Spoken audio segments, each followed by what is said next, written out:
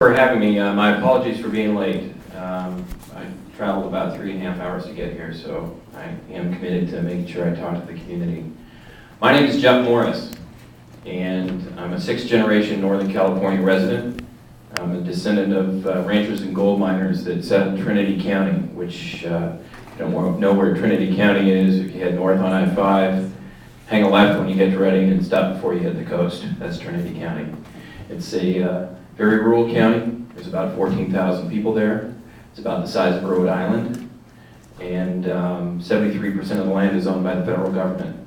So we have unique challenges, I think many of which Dan and Mickey touched on just now. We share a lot actually with the Paradise and McGilly area. Forest fires, rural area, mountain community. I really feel at home here driving through the pines. Tell you a little bit about myself.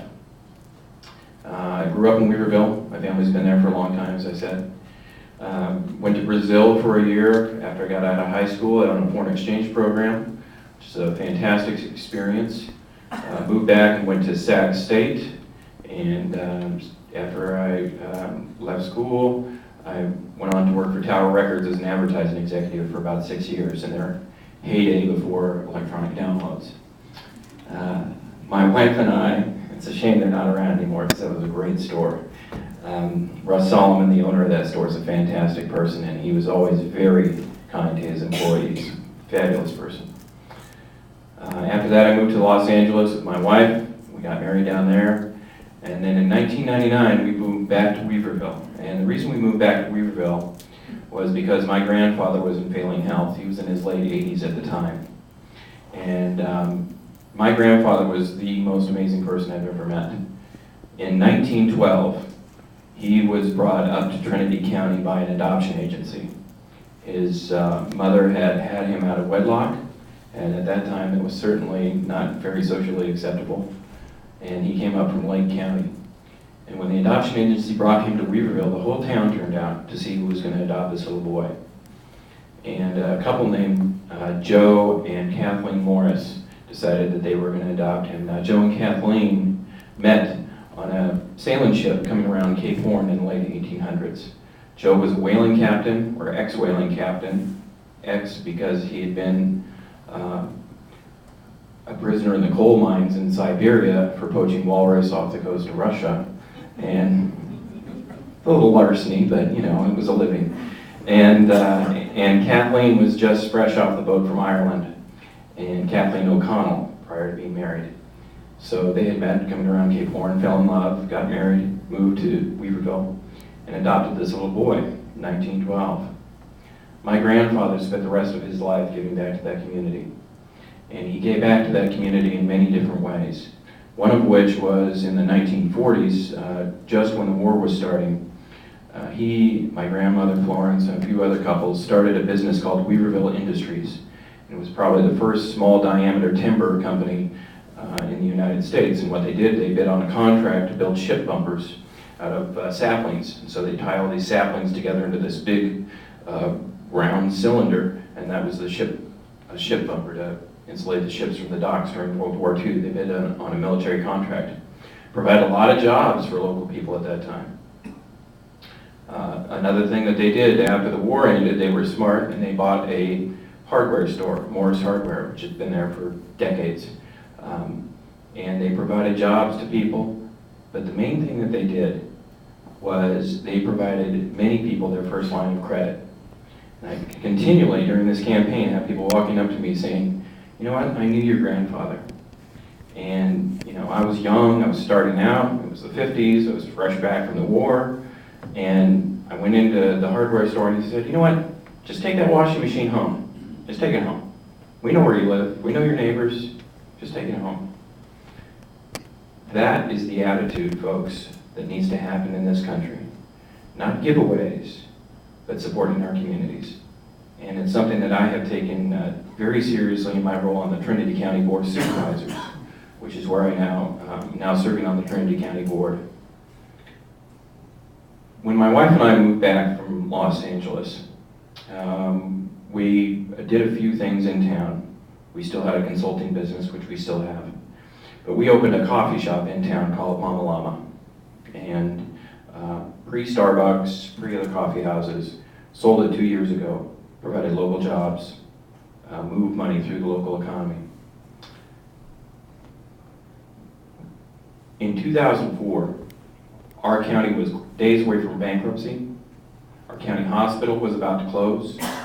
We hadn't updated our general plan in 30 years in the county. People were scared.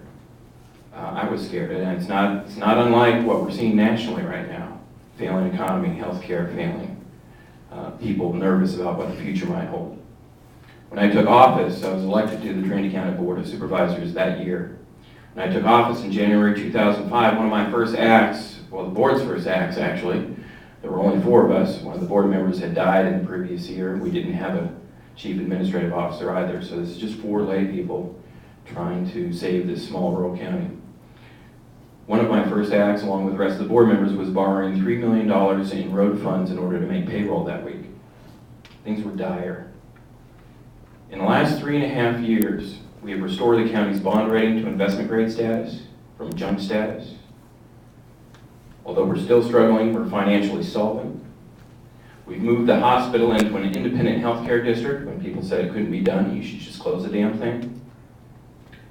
And that hospital moved into an independent healthcare district supported by a tax on the people that was approved by 73% of the people in the county, in the district, which is basically the county boundaries. We're updating our general plan. We are working with 3 other counties to expand high-speed internet throughout the county. We have a model forestry project in Weirville Community Forest, which last year we harvested 750,000 board feet off of and sent that lumber to the local mill with the support of the environmental community. No lawsuits, local jobs, local timber production, fuels reduction on the national forest. This is in 3.5 years. In the 2nd Congressional District over the last 22, we have had a representative that, in my opinion, has not been working for the people in our communities. He's been working for Wall Street, he's been working for the investment banks, been working for the large insurance companies, and not working for the needs of the people. We need somebody who can be effective, and I don't care whether you're a Republican or Democrat or independent. Rural communities, it doesn't matter. When your neighbor's house is burning down, you don't check their voter registration, you go and help them. We need somebody that is going to be able to represent us effectively and understand what the challenges are, what the needs of this district are, and what the opportunities are to move us forward. I think I can do that. I think I've demonstrated it locally. I've also demonstrated it at the state and federal level. Also in the last couple of years, I've been elected to our California State Association of Counties Executive Committee by all the rural counties in California. So I was one of 2 rural representatives on that association's executive board. I've also co-chaired a committee on climate change for California's counties, where we adopted the first statewide county policy regarding climate change, and my main goal in that was protecting rural counties from overregulation. That situation and that challenge is going to be won or lost in many different ways around the state. Glenn County is not going to be able to approach it the same as Trinity County. Los Angeles County will be approaching it differently. We had statewide agreement, MODOC to Los Angeles. If there aren't 2 more different places in the state of California, I'd like to know what they are. We have opportunities here in Northern California where there's only 3 members of Congress, 3 out of 53 in the state, 3 out of 435 in the whole U.S. House. If we don't have a representative who can talk to the majority of that body, we are sunk. If we don't have somebody that can develop relationships with the people that do have the votes, because we don't have the votes and we never will, we can't develop relationships with the people that do have the votes and get them to understand what our issues are, what our needs are, and how they can help us get them done, we are never going to be able to move forward. I know I can do that. I'd love to be your representative, and I'm going to ask you for your support a few times today, because I think it's crucially important that you're personally asked to support my campaign. Thank you.